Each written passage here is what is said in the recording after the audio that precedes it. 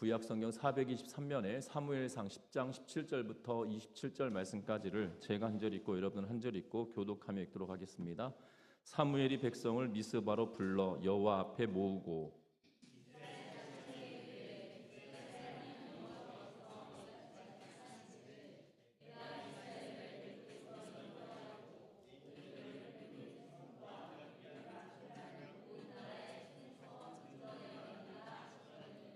너희는 너희를 모든 재난과 고통 중에서 친히 구원하여 내신 너희의 하나님을 오늘 버리고 이르기를 우리 위에 왕을 세우라 하는도다. 그런즉 이제 너희의 지파대로 1000명씩 여호와 앞에 나아오라 하고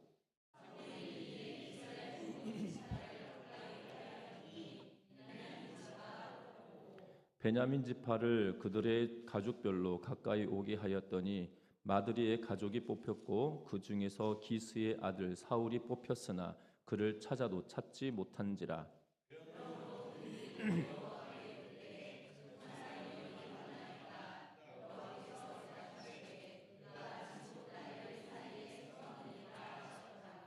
그들이 달려가서 거기서 그를 데려오매 그가 백성 중에 서니 다른 사람보다 어깨 위만큼 컸더라.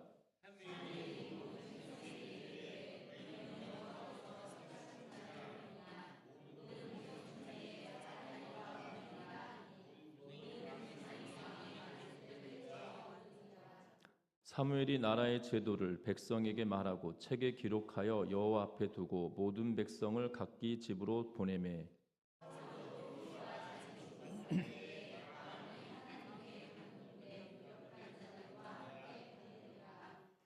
같이 읽습니다. 어떤 불량배는 이르되 이 사람이 어떻게 우리를 구원하겠느냐 하고 멸시하며 예물을 바치지 아니하였으나 그는 잠잠하였더라. 아멘.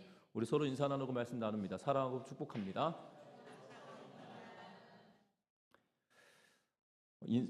자기 인생을 자기의 힘으로 이루어 나갈 수 있을 거라고 생각하였던 청년이 있었습니다. 그는 돈만 있으면 모든 게 해결될 거라고 여기고 억지로 아버지의 집에서 나가게 됩니다. 그리고 돈은 모든 행복을 가져다 줄 줄로 알았지만 그리고 성공하여서 금이 환영할 것을 계획하고 꿈꿨습니다. 그러나 그는 아무것도 그의 계획대로 되지 않았고 그의 불행은 주의 뜻이라면이라는 단서를 생략함으로 결국 그가 쫄딱 망하여 아버지의 집으로 돌아오게 되었다라는 사실이죠. 우리가 이미 잘 알고 있는 이 누가복음에 기록되어 있는 탕자의 비유 가운데 이러한 이야기를 또한 각색해 볼 수 있을 것 같습니다. 우리의 인생은 하나님의 절대적인 주권 아래 우리가 놓여져 있다라는 사실들을 우리는 명확하고 분명하게 고백해야 된다라는 사실이죠. 우리는 하나님의 주권 아래 있습니다. 하나님의 허락하심 없이는 우리에게 아무 일도 일어나지 않는다라는 사실이고 하나님께서 허락하지 않으시면 공중에 나는 이 참새조차도 떨어지지 않게 되어진다라고 분명하게 말씀합니다. 종교개혁가이며 장로교의 창시자라고 불려지는 이 칼빈은 그의 결혼 생활이 행복하지 못했습니다. 왜냐하면 그의 칼빈 부부가 모두 다 허약하고 병약했기 때문입니다. 그래서 그의 아내는 결혼한 지 9년 만에 이 병사하게 되어지는데요. 그가 숨을 넘기기 전에 남편이 이렇게 말합니다. 칼빈이 그의 아내에게 이렇게 말하는데요. 아들은 걱정하지 마십시오. 내가 아이들을 끝까지 책임지고 잘 키우겠습니다. 라고 칼빈이 그의 아내가 숨이 넘어가는 순간에 그렇게 이야기합니다. 그때 그의 부인은 이렇게 대답합니다. 뭐라고 말하냐면 나는 벌써 아들을 하나님께 맡겼습니다. 라고 이야기하고 그의 숨을 거두었다고 합니다. 장로교의 중심된 교리는 하나님의 절대 주권이 있다라고 우리는 고백하는데 그 순간만큼은 칼빈조차도 이 어려운 상황에 도착하고 인생의 비극이 왔을 때 잠깐 그것을 잊어버리게 되었다라는 사실이죠. 우리의 신앙의 여정도 똑같습니다.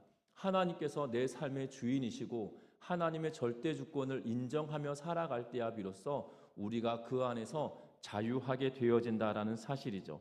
하나님은 많은 인내와 사랑을 통해서 그리고 또한 오래 참으심으로 하나님의 백성들과 함께하고 계시는 그러한 모습을 봅니다. 또한 그들의 요구가 때로는 하나님 편에 보면 달갑지 않은 요구라 할지라도 하나님은 국류를 베풀어 주셔서 그것을 요구를 들어주시는 그러한 일들도 보게 되죠.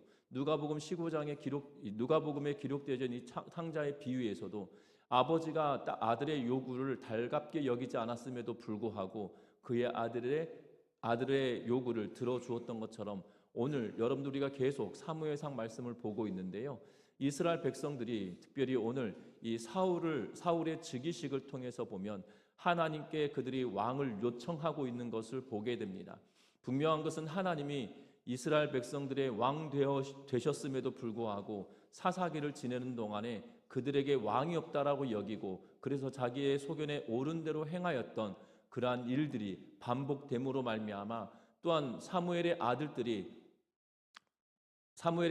사사였음에도 불구하고 온전한 길을 걷지 않음으로 인하여 그들의 이스라엘 백성들이 하나님께 왕을 세워달라고 요구하시는 것에 응답하고 있는 그러한 모습을 보게 되죠.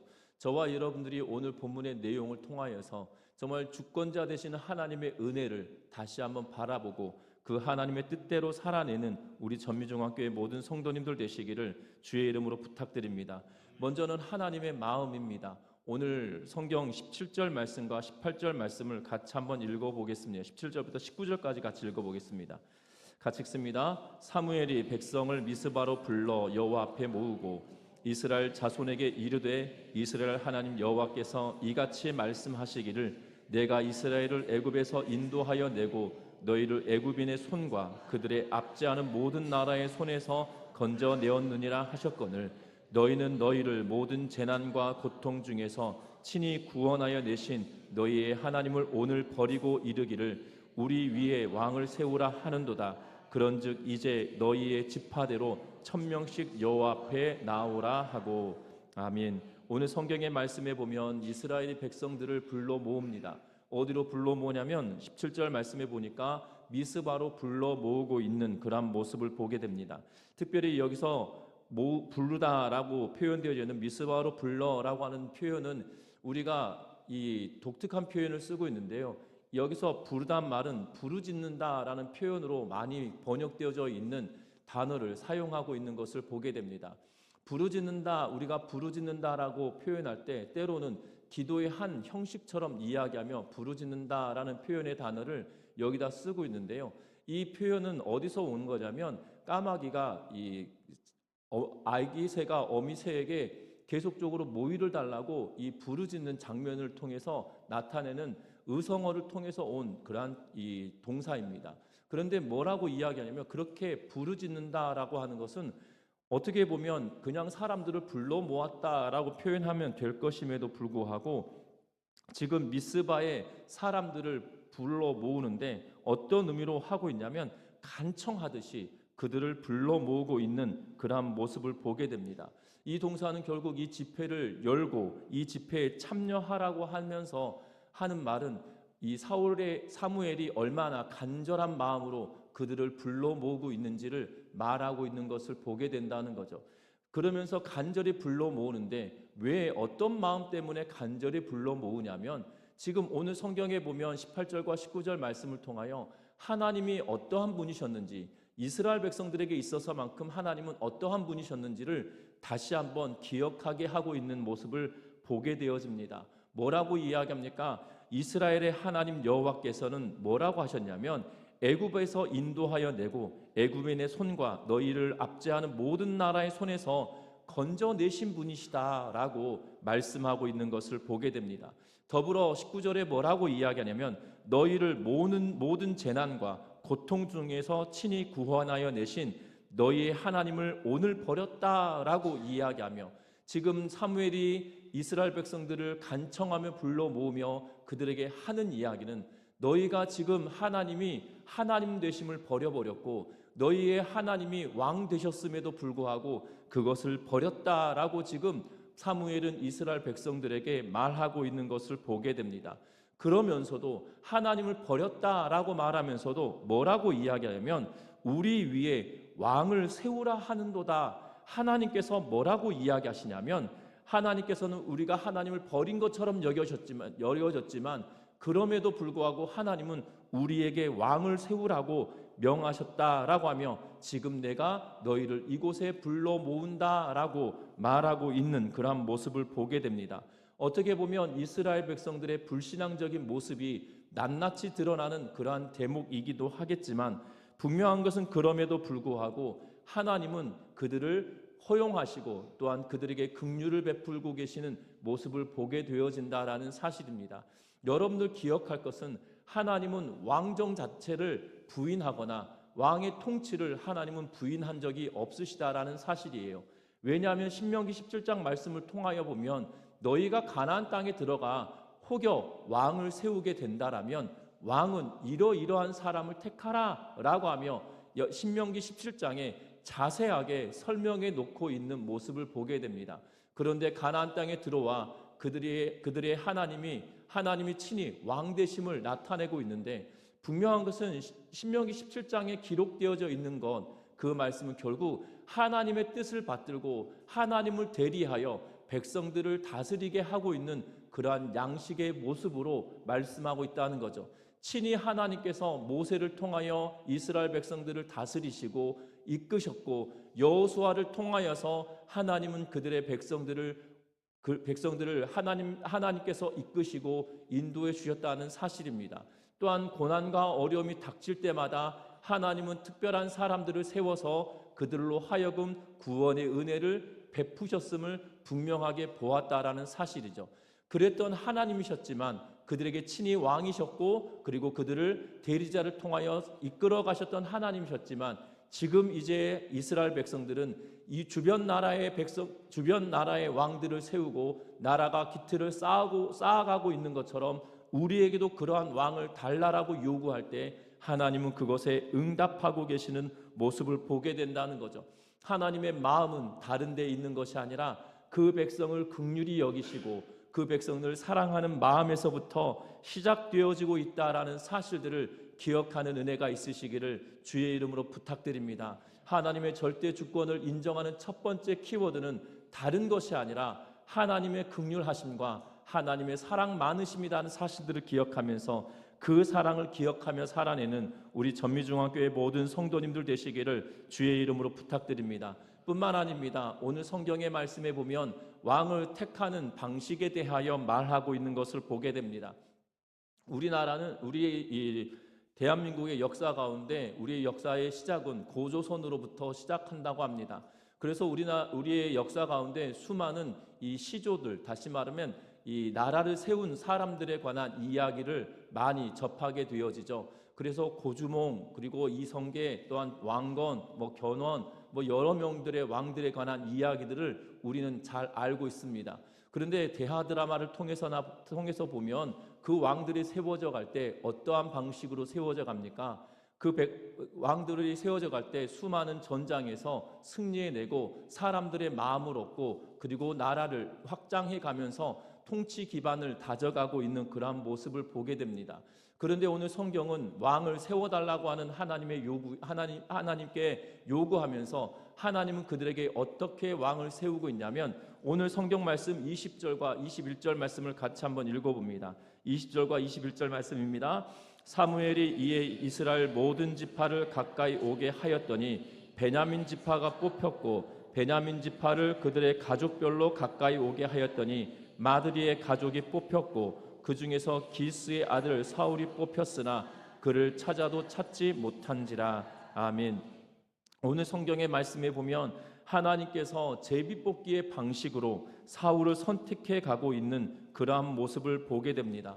우리가 상식적으로 생각하면 전장에서 승리하고 또한 사람들의 마음을 얻고 그리고 승전보가 계속적으로 반복됨으로 사람들의 입에 그가 회자되어지고 그러므로 말미암아 그가 왕 되어야 된다라는 여론과 그러한 상황들을 만들고 나서 왕이 추대되어지는 그러한 양식으로 하고 있는 것이 아니라 하나님은 이스라엘 백성들을 미스바로 모으고 각 지파대로 1000명씩 너의 지파대로 1000명씩 여호와 앞에 나오게 하고 그리고 그 지파별로 이 제비를 뽑고 그 지파 가운데 지파가 뽑히면 그 지파의 가족들대로 가문별로 또한 사람을 뽑고 또 그 가문에 뽑혔던 사람 가운데 그 집안을 뽑고 있는 그러한 모습을 보게 되어지죠.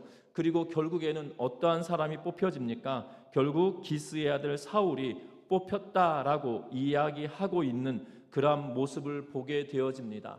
분명한 것은 하나님의 주권을 인정하는 방식은 하나님의 방식대로 이 일들을 감행할 때 되어지고 있다라는 사실입니다. 사람의 생각으로 본다라면, 특별히 오늘 읽었던 10장 27절 말씀에 보면 이렇게 말하죠. 어떤 불량배는 이르되 이 사람이 어떻게 우리를 구원하겠느냐라고 말하고 있는 것을 보게 됩니다. 지금 이스라엘은 블레셋이라고 하는 주변 국가에 강대한 나라가 있습니다. 여러분들, 블레셋은 철기를 가지고 있는, 철기의 무기를 가지고 있는 독특한 나라입니다. 뿐만 아니라 이스라엘 백성들은 뒤에 보면 사울 왕 때 무기를 제대로 가지고 있지 못한 상황이죠. 심지어 농사를 지을 때 사용하는 기구들을 수리하거나 철기로 되어지는 것들이 있으면 블레셋까지 내려가서 그것을 수리해 가지고 올라와야만 하는 그러한 상황이었습니다.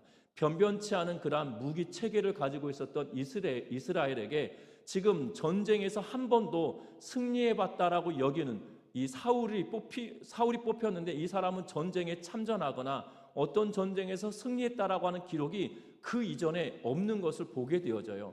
그러니까 여러분들 사사기를 잘 보시면 한 번이라도 사울이 등장한 적이 있던가요? 아니라는 사실이죠. 이 블레셋과의 전쟁에서 공적을 쌓았느냐?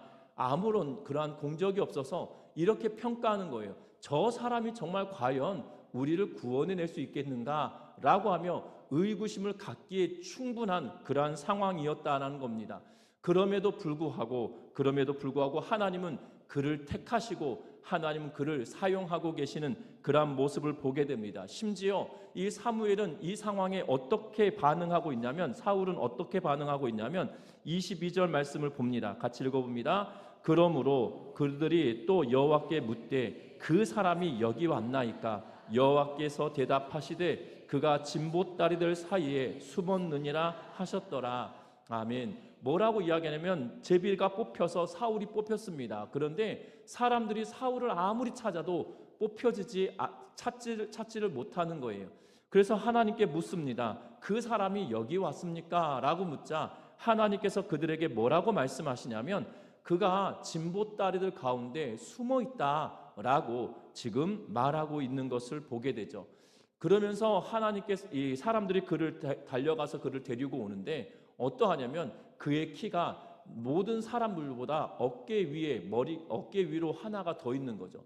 다시 말하면 이스라엘 사람들의 평균 신장이 어떻게 되었는지 모르겠지만 지금 모여있는 사람들 앞에 사울이 딱 섰을 때 모든 사람들이 사울의 어깨밖에 오지 않은 거예요.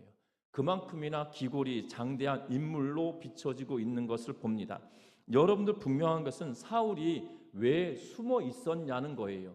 여러분들, 사울은 왜 숨어 있을까요? 여러분들, 이전에 우리가 계속 사무엘상 말씀을 쭉 계속 살펴보았기 때문에 사무엘에게 어떤 일이 있었는지, 선행되어졌던 일이 무엇이었는지 이미 알고 있습니다.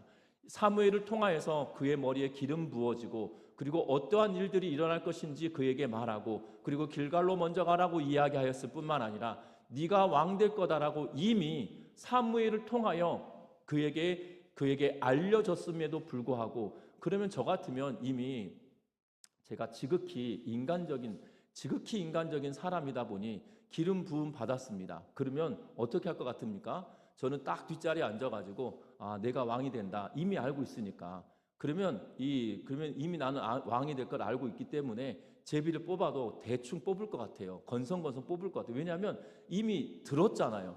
하나님의 선지자가 기름 부으며 네가 왕 된다라고 말했습니다. 이 사무엘은 보통 선지자가 아니에요. 왜냐하면 하나님께서 뭐라고 하시냐면 사무엘의 말이 땅에 떨어지지 아니하도록 다 들어주셨다라고 말씀하고 있거든요. 사무엘상 3장 말씀을 통하여서 보면 사무엘이 말하는 대로 모든 것이 이루어집니다.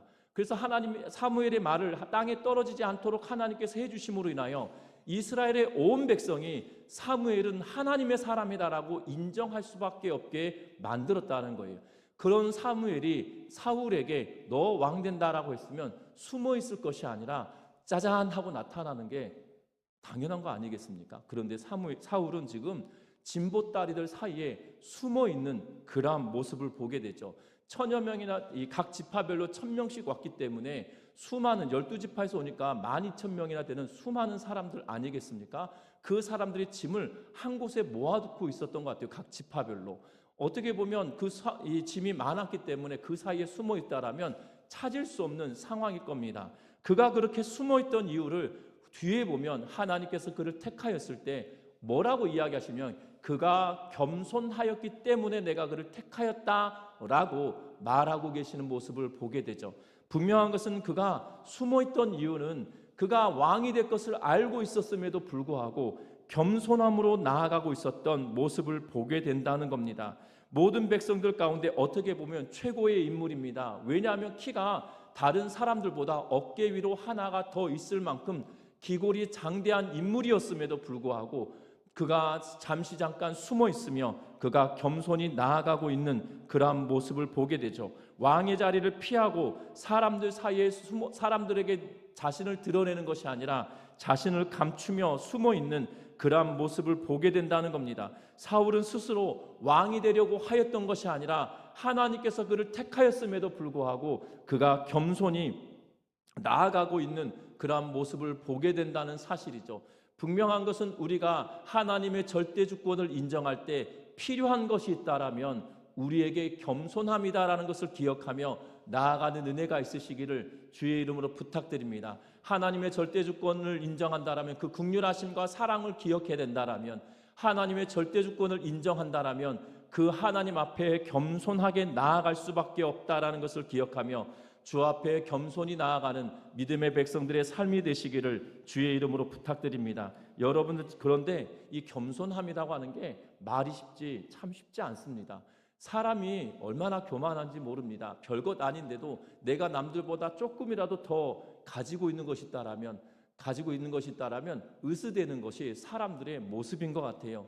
그러나 하나님은 우리들에게 요구하시는 것은 하나님의 존전 앞에 설 때에 우리의 겸비함으로 나아가길 원하신다는 걸 기억하면서 날마다 겸손함과 겸비함으로 주께 나아가는 믿음의 백성들 되시기를 주의 이름으로 부탁드립니다. 뿐만 아닙니다. 오늘 성경 말씀에 보면 우리 같이 읽어보는데요, 26절과 27절 말씀을 같이 한번 읽어봅니다. 같이 읽습니다. 사울도 기브와 자기 집으로 갈 때에 마음이 하나님께 감동된 유력한 자들과 함께 갔느니라. 어떤 불량배는 이르되 이 사람이 어떻게 우리를 구원하겠느냐 하고 멸시하며 예물을 바치지 아니하였으나 그는 잠잠하였더라. 아멘. 오늘 성경에 보면 하나님께 감동된 유력한 자들이다라고 이야기합니다. 이것을 직역하면 이렇게 번역이 가능합니다. 뭐라고 이야기하냐면 하나님께서 그들의 마음에 손을 대신 힘 있는 자들이다라고 말할 수 있어요. 다시 말하면 하나님께서 그들의 마음에 하나님께서 손을 대셨다라는 거예요. 그런데 이 동사가 손을 대셨다라고 하는 이 동사가 어떤 의미냐면 때렸다라는 표현으로 사용되어지는 그러한 동사이기도 합니다. 다시 말하면 하나님께서 강하게 그들의 마음을 움직이셨다라는 의도로 사용하고 있는 것을 보게 되죠. 사울도 기브아로 갈 때에 하나님께서 그들의 마음을 강력하게 감동시키는 자들과 함께 내려가게 만들었다라고 이야기하고 있는 그러한 모습을 보게 됩니다. 여러분들 객관적인 사실이나 객관적인 상황으로 본다라면 사울이 이스라엘의 왕 되어진다는 것은 쉬운 일이 아니었을 것입니다. 왜냐하면 전장에서 그가 공을 세우거나 수많은 사람들에게 입에 오르내리는 유력한 인물이 아니었을 가능성이 농후하기 때문이에요. 그래서 사람들이 오늘 보면 이 26절과 27절 말씀에 보면 두 부류로 나누어지죠. 하나님께서 마음에 감동을 주시는 이들은 사울과 더불어 함께 내려가고 있고, 또 반면에 뭐라고 이야기하냐면 어떤 불량배들이라고 표현이 되어져 있는데요, 우리는 어떤 불량배라고 번역해 놓아서 이 사람들이 이 성품이 나쁜 사람들일 거다, 우리가 쉽게 말하면 시장 잡배 같은 사람들일 거다라고 생각할 수 있는데 그렇지 않습니다. 오늘 성경 뒤에 보시면 이렇게 말하죠. 멸시하며 예물을 바치지 아니하였으나 라고 이야기하고 있죠. 시정잡배가 아니라 그들은 그 사회의 지도층이고 부유층이며 상류층이었던 인물로 보여지죠. 그들이 예물을, 왕된 자에게 예물을 드릴 수도 있는 그러한 사람들이었음에도 불구하고 하나님께서 그를 택하였다는 사실을 인정하지 못하고 사울의 통치를 반대하는 지방의 세력가들이다라는 사실이에요. 왜냐하면 여러분들 지금 모을 때 어떻게 모았습니까? 각 지파별로 몇 명씩 모았습니까? 1000명씩 모았어요. 여러분들 각 지파별로 1000명씩 모을 때 그냥 왔을 거라고 생각하면 안 됩니다. 그냥 이렇게 마을 운동회 할 때 사람의 숫자가 부족해서 그냥 아무렇게 나와라 이게 아니라 각 지파의 각 가문을 대표하는 인물들을 데리고 나온 거예요. 다시 말하면 그 지파들을 대표하는 인물들을 1000명을 뽑아서 나온 것이었기 때문에 시정잡배와 같은 사람이 아니라는 거예요. 그래서 예물을 드릴 수 있는 사람이고 지역의 지방의 세력가들이고 또한 부유층이며 상류층의 인물들이 지금 나와왔는데 그들이 뭐라고 이야기하냐면 저가 과연 우리를 구원할 수 있을까라고 하며 회의적이고 구원할 수 없다라고 단정지어서 뭐 하냐면 당연히 인정하고 예물을 드려야 됨에도 불구하고 멸시하고 있는 그러한 모습을 보고 있다라는 사실입니다. 분명한 것은 하나님께서 행하신 일 앞에 두 가지 반응이 나타나는 현상들이 명확하고 분명하게 있다라는 거예요. 우리의 삶을 살아가면서도 마찬가지입니다. 같이 신앙생활 하면서도 하나님의 말씀이 우리 귀에 들려질 때 하나님께서 우리에게 행하신 일들이 있을 때 항상 두 반응이 나타나죠. 하나는 아멘하며 순종하는 이들, 또 하나는 항상 의심하며 정말 하나님의 말씀인가 라고 의심하며 때로는 회방하는 자들이 있는 것을 보게 되어집니다. 분명한 것은 지금 이 상황은 절대적으로 하나님의 다스리심 아래 이루어지고 있다라는 거예요. 지금 이 왕을 뽑을 때 제비를 뽑았습니다. 그리고 사무엘이 선언을 했습니다. 이가 왕된 자다라고 하며 선언을 했어요. 평상시 사무엘의 말이면 당연히 들어야 되고 하나님께서 행하신 일이라고 여겨졌던 모든 사람들이 하나님의 사람이라고 일컬음을 받는 사무엘이 말을 했음에도 불구하고 뭐라고 하고 있냐면 저가 정말 우리의 왕이 될 건가? 우리를 구원할 수 있을 건가? 라고 반응을 보이고 있다라는 사실입니다. 분명한 것은 사울을 따르는 자들, 또한 사울을 거절하는 자들이 있는데 여러분들 사울을 따르는 자들은 어떠한 자들입니까? 하나님께 감동된 은혜를 입은 자들이죠. 저와 여러분들 어떤 자리에 서 있기를 원하십니까?